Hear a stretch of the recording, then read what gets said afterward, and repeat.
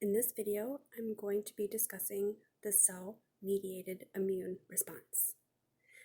This involves T cells rather than B cells that are involved in the humoral response.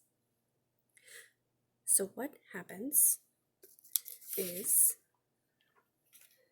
a pathogen enters the body, infecting body cells. The pathogen is sought out by a macrophage. A macrophage wants to eat the pathogen. Oh no! Once the macrophage eats the pathogen, it digests the pathogen in its body and produces antigens from the pathogen that are presented on its surface. Now, this is called an antigen-presenting macrophage.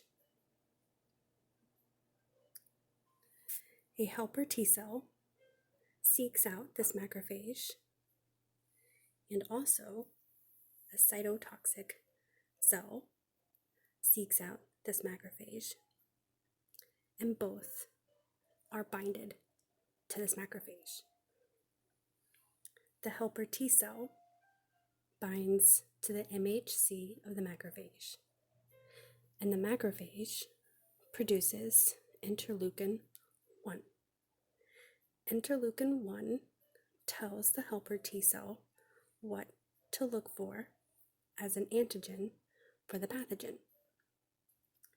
The helper T cell produces interleukin 2 to the killer T cell.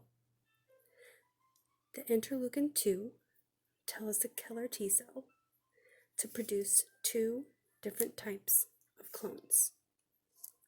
These clones are called effector cells and memory cells.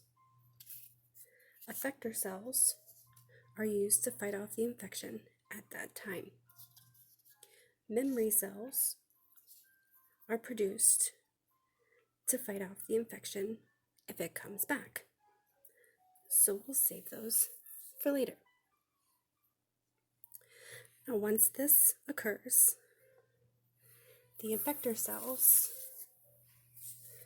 seek out infected body cells. They attach to the infected body cells, and they produce perforins. Perforins are secreted from the effector cells and punch holes in the infected body cell.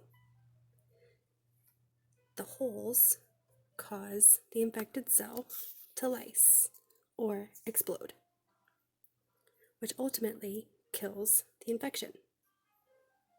So once all the effector cells have fought off the infection, the effector cells essentially go away, leaving the memory cells.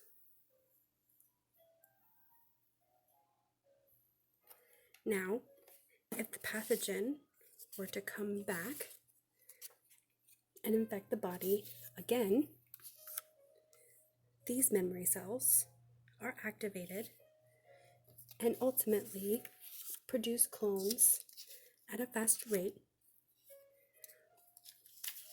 which allow the body to fight off the infection at a faster rate.